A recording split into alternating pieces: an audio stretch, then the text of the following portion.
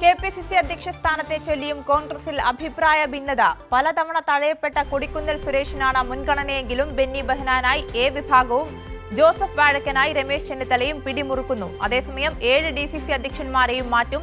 തലസ്ഥാനത്ത് ചെമ്പഴന്തി അനിൽ വേണമെന്നാണ് മുഖ്യമന്ത്രി വി.ഡി. സതീശന്റെ ആവശ്യം. നിർഭൻ വിവരങ്ങളുമായി ചേർന്നിട്ട് നിർഭൻ, അതായത് കെപിസിസി അധ്യക്ഷ സ്ഥാനം ആവശ്യപ്പെട്ടും ഈ കോൺഗ്രസിൽ അഭിപ്രായ ഭിന്നത തുടരുകയാണ്. നിലവിൽ ഈ സ്ഥാനത്തിനായി 3 പേരാണ് പ്രധാനമായും രംഗത്തുള്ളത്. എന്തായാലും ഉടൻ തന്നെ ഇതിലൊരു തീരുമാനത്തിലേക്ക് എത്താൻ സാധിക്കുമെന്ന് കരുതുന്നു. ആര്യ, നിലവിലുള്ള KPCC അധ്യക്ഷനായ സണ്ണി ജോസഫ് മന്ത്രിയായി ചുമതലയേറ്റു. അദ്ദേഹം സ്വാഭാവികമായി ഇനി KPCCയുടെ കാര്യങ്ങൾ നിർവഹിക്കാനുള്ള സമയം അദ്ദേഹത്തിന് ലഭിക്കില്ല. അടിയന്തരമായി പുതിയ KPCC അധ്യക്ഷനെ തെരഞ്ഞെടുക്കണം എന്നതാണ് കോൺഗ്രസിൽ ഉയരുന്ന അഭിപ്രായം. അങ്ങനെയാണ് 3 പേരുകൾ ഇപ്പോൾ മുന്നോട്ട് വരുന്നത്. ഒന്നാമൻ കൊടിക്കുന്നിൽ സുരേഷാണ്. അദ്ദേഹം AICCയുടെ വർക്കിംഗ് കമ്മിറ്റി അംഗമാണ്. പലതവണ കെ സുധാകരൻ വരുന്ന ഘട്ടത്തിൽ അദ്ദേഹം പരിഗണിച്ചിരുന്നു. പലതവണ അദ്ദേഹത്തിൻ്റെ പേര് KPCC അധ്യക്ഷ പദവിയിലേക്ക് പരിഗണിച്ചതാണ്. മുതിർന്ന പാർലമെന്റേറിയനാണ്. നിരന്തരം തുടർച്ചയായി അദ്ദേഹം പാർലമെന്റിൽ തിരഞ്ഞെടുക്കപ്പെടുന്നു. ഒപ്പം തന്നെ KPCCയുടെയും ഒക്കെ തന്നെ ഭാരവാഹി പ്രധാനപ്പെട്ട ചുമതലകളിലേക്ക് വരാനുള്ള ആഗ്രഹം പല ഘട്ടങ്ങളിൽ അദ്ദേഹം പ്രകടിപ്പിച്ചതാണ്. പക്ഷേ അദ്ദേഹത്തെ പൂർണ്ണമായി അവഗണിച്ചു എന്ന വികാരം കോൺഗ്രസിനകത്തുണ്ട്. അപ്പോൾ നിരന്തരം അവഗണിക്കപ്പെടുന്നുണ്ട് എന്ന വികാരം അദ്ദേഹം കോൺഗ്രസിൻ്റെ ലീഡർഷിപ്പിനെ തന്നെ അറിയിച്ചിട്ടുണ്ട്. കഴിഞ്ഞ ദിവസങ്ങളിലെല്ലാം മുതിർന്ന നേതാക്കളുമായി അദ്ദേഹം കൂടിക്കാഴ്ച നടത്തി. ദില്ലിയിൽ നേരത്തെ തന്നെ ഈ മന്ത്രിസഭാ ചർച്ചയുമായി ബന്ധപ്പെട്ട ചർച്ചകൾ നടക്കുമ്പോൾ തന്നെ മല്ലികാർജ്ജുന ഖാർഗെ അടക്കം കണ്ട് കൊടുക്കുന്നിൽ സുരേഷ് തൻ്റെ നിലപാട് അറിയിച്ചു എന്നതാണ്.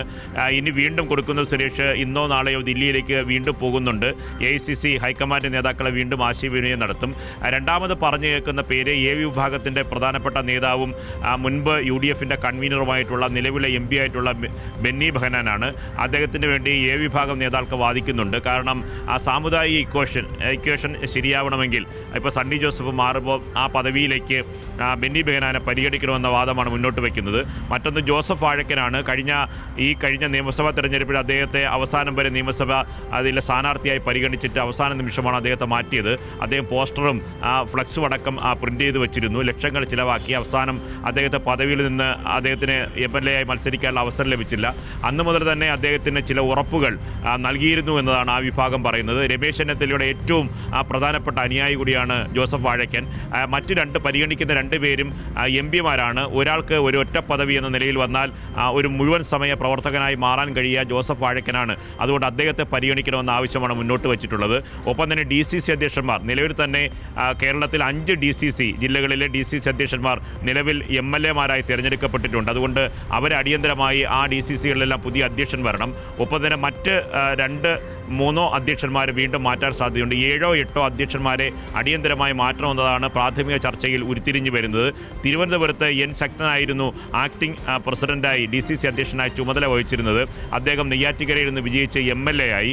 അദ്ദേഹത്തിന് മണ്ഡലത്തിൽ കേന്ദ്രീകരിക്കണം. അതുകൊണ്ട് ഉടൻ തന്നെ അധ്യക്ഷനെ തിരഞ്ഞെടുക്കണം. തനിക്ക് തുടരാനാകില്ല എന്ന വികാരം അദ്ദേഹം നേതാക്കളെ അറിയിച്ചിട്ടുണ്ട്. പകരം തിരുവനന്തപുരത്ത് നിന്ന് ചെമ്പഴന്തി അനിലിനെ DCC അധ്യക്ഷനായി കൊണ്ടുവരണമെന്നതാണ് മുഖ്യമന്ത്രി വി.ഡി. സതീശൻ്റെ ആവശ്യം. നേരത്തെ തന്നെ ഉന്നയിച്ച കാര്യമാണ്. അന്ന് KC വിഭാഗവും മറ്റു നേതാക്കളെല്ലാം സംഘടിതമായി തന്നെ അതിനെ പൂർണ്ണമായി എതിർത്തു. ഒരു അഭിപ്രായ ഐക്യത്തിലേക്ക് എത്താൻ കഴിഞ്ഞില്ല. അതുകൊണ്ട് ചെമ്പഴന്തി അനിലിൻ്റെ വഴി അടഞ്ഞു. പക്ഷേ KC വിഭാഗത്തിൻ്റെ തലസ്ഥാനത്തെ ഏറ്റവും പ്രധാനപ്പെട്ട നേതാവായ മണക്കാട് സുരേഷ് DCC അധ്യക്ഷനായി വരണം എന്നതാണ് KC വിഭാഗത്തിൻ്റെ ആവശ്യം. ഒപ്പം തന്നെ KC വേണുഗോപാലിൻ്റെ വ്യക്തമായ പിന്തുണയും മണക്കാട് സുരേഷിനുണ്ട്. അങ്ങനെ തിരുവനന്തപുരത്ത് DCC അധ്യക്ഷ പദവി ഒഴിഞ്ഞാൽ വി.ഡി. സതീശൻ ഉന്നയിക്കുന്ന ചെമ്പഴന്തി അനിൽ വരുമോ അതോ KC വിഭാഗം KC വേണുഗോപാലിൻ്റെ ഏറ്റവും പ്രധാനപ്പെട്ട വിശ്വസ്തനായിട്ടുള്ള മണക്കാട് സുരേഷ് വരുമോ എന്ന കാര്യം ഇനി കാത്തിരുന്ന് കാണേണ്ടതാണ്.